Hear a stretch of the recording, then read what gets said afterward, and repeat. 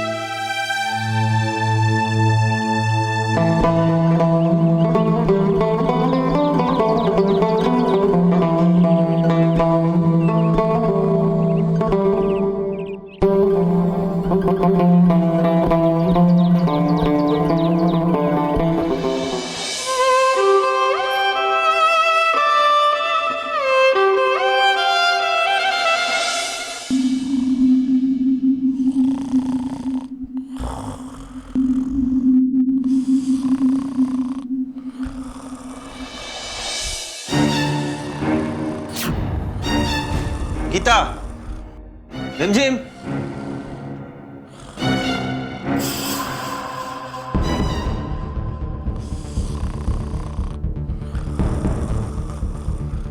भैया,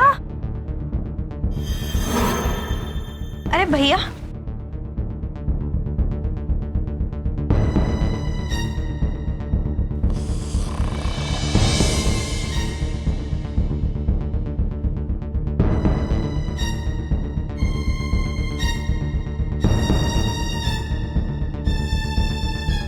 भैया तू दुकान से इतना जल्दी कैसे आ गेला? दुकान में कुछ जरूरी चलान घर में छूट गए रहे, वही ले गई नहीं।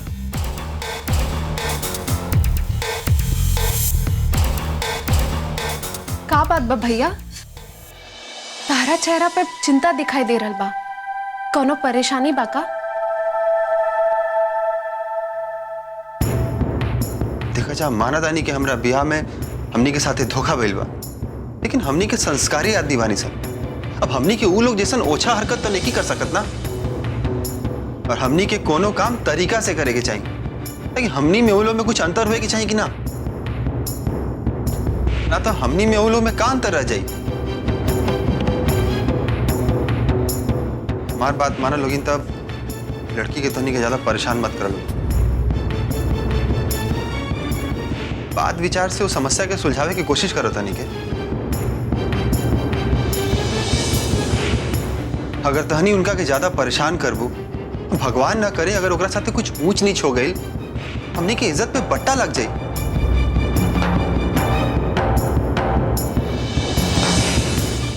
अब आज के ही देख ला, तहनी के ओकरा इतना ज्यादा कपड़ा दे देले रहलो धोएला, वो बेचारी धूप में बैठ के सारा कपड़ा धोत रहे और कुआं में गिरे से बच गई हो।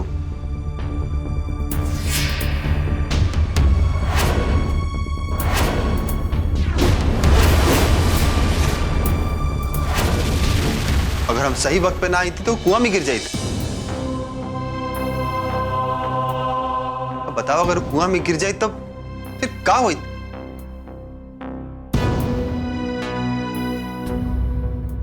हे राम, उनका के कपड़ा धोए के शौक कहाँ चढ़ गई बा वही दोपहरिया में।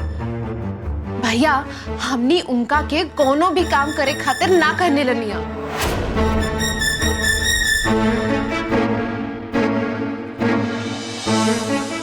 हाँ भैया, घर के वैसे सारा काम था हम रिमझिम मिलके कई ले लेनी।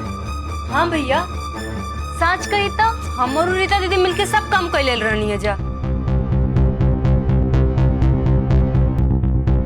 भैया, हमरा के तो लगा था कि उनका असल में अपना गलती का एहसास होत हुई, यही से प्रायश्चित करे खातिर वो कपड़ा लेके धोत रहनी है। हमनी के तो भनक भी नहीं खिलागल कि वो कपड़ा धो रहल बाड़ी। हमनी तो घर के सारा काम निपटा के सुस्तात रहनी है। रीता जो तो और उनका के कपड़ा धोए से मना कर दे और कह दे कि बिना मतलब पसीना बावले के कोनो मतलब नहीं खे। जा।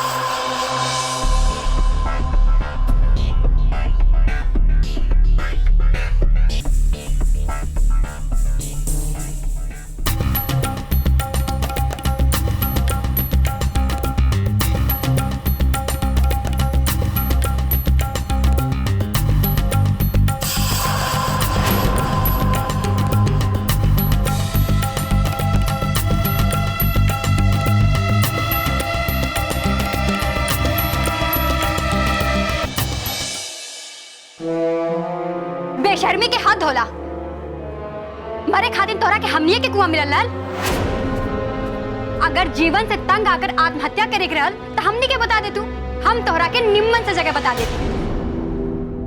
मरे के असले शौक बा तेजा अतना बड़ पुनपुन नदी बा उही में जाई के डूब मर तू।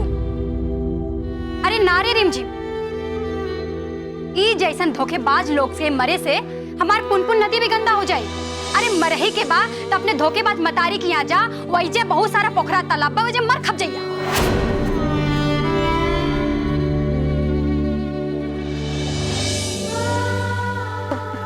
तो थोड़ा चक्कर आ गई रहला। बस बंद कर अपन नौटंकी वाला बात कही। और वो ई का हमनी के खिलाफ भैया के तू का भड़कावत रहलू हा। ना ना, हम सही कहता नहीं, हम वो से कुछ ना कहनी है। बस बस, ज्यादा सफाई देके कोनो जरूरत नहीं है। और एक बात कान खोल के सुन ला, ज्यादा मुंह चलावे की कोशिश कैलू ना तो हमनी पांचों बहन से बुरा केहू ना होई। और एक बात, जितना कहल जाए ना उतना ही चुपचाप कैल करा, केहू से कुछ कहला की कोनो जरूरत नहीं है।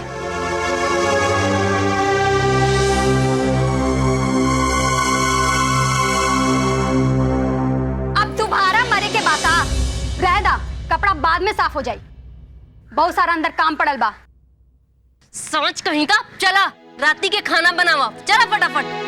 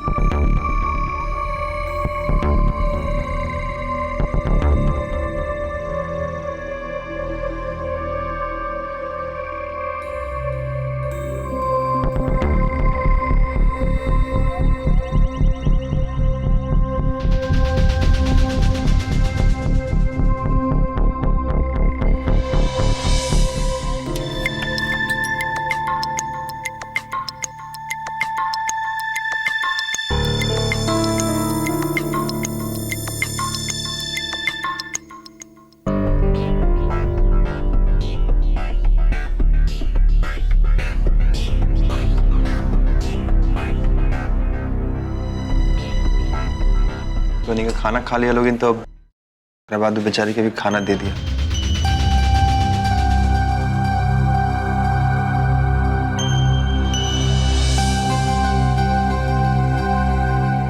हाँ हाँ भैया, सच कही तो हमने के तुमको के पहले ही खाना खिया दिल रहनी है।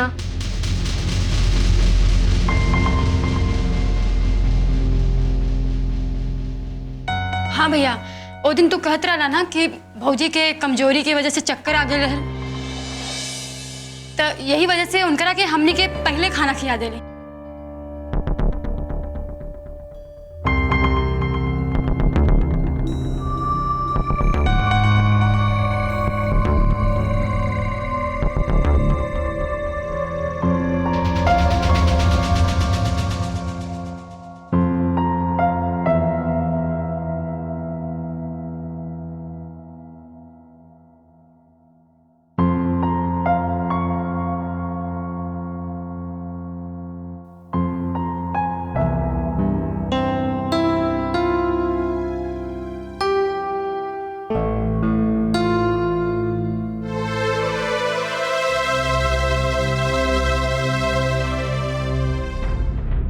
तनी के इतना खाना खाए बर्बाद कर दिले लोग। भूख ना रहे तब इतना खाना ना लेवे के चाहिए।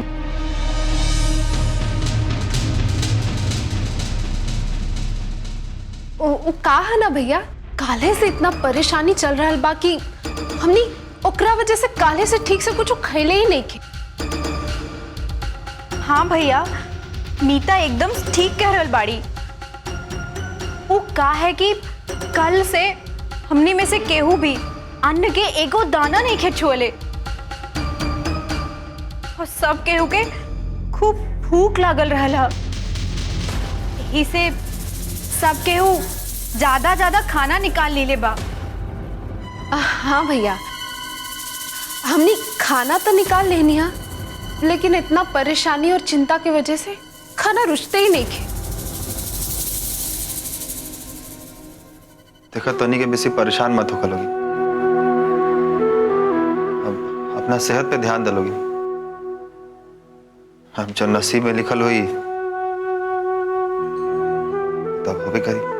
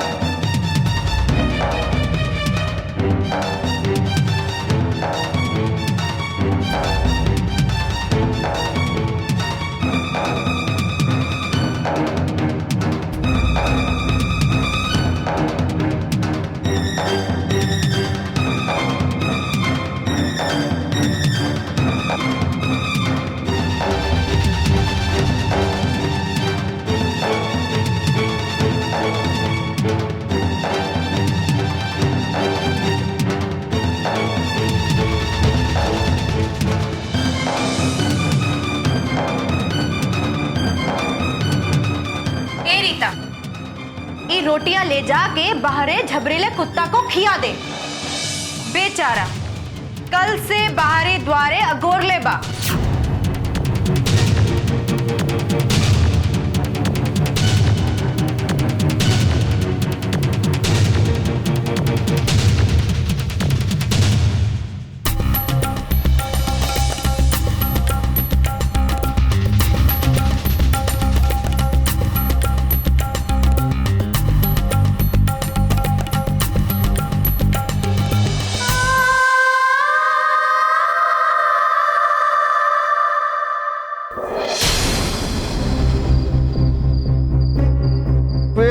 शराब गांजा तारे मरे जुआरे पियल शराब गांजा तारे। रघु दारू पी ले हैं? अरे बोलो कह नहीं खे रघु दारू पी ले हैं? कहे कि हम एक नंबर के गधा हैं और 2 नंबर के कुकुर हैं। हमरा से बड़ गधा खोजला पर दुनिया में दोसर ना मिले। अब देखिए का भाई, हमने दोनों प्राणी अपना आप के बहुत अकलमंद समझत रहे। हमने अजितवा 5 चुरनिया के बेवकूफ बनावे चलल रहने मल। हमार आपन जूता आपन सर पड़ गए। बैठी एक तरफ तो कूद जैसन गंवार हमनी के बेवकूफ बना दे और दोसर रहल सहल कोर कसर हमनी के होनहार चिराग पूरा कर दे। अरे हमनी के औलाद तो कुमुदों का बाप निकलल। कुमुद हमार औलाद मिलकर हमरा बेवकूफ बना देला। हमरा जैसन अकलमंद आदमी के भानु को न लागल कोनो बात। अरे पियले तू सब तो ठीक बा, लेकिन रघुआ दारू काहे पीली? कहते कि हम एक नंबर के गधा हैं। पगला गेल बानी का? इतना रात में तमाशा करता नहीं? अरे क्यों सुनी तो का कही? अरे पियले मुंह बंद करी और भीतर चली चुपचाप से। रघुआ एको झटझटे बानी। अरे मोरे सैया शराब।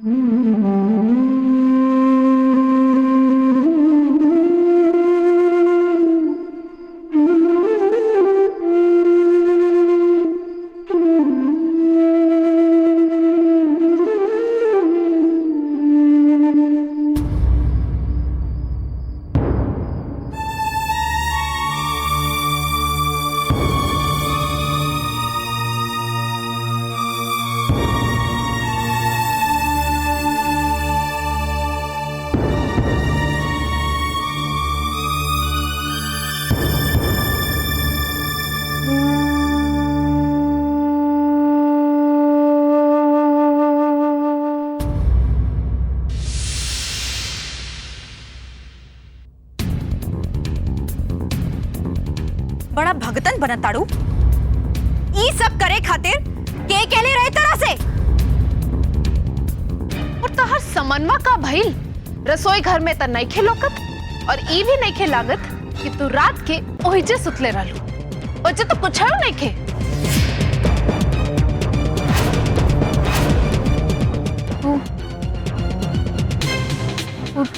उठाओ भैया।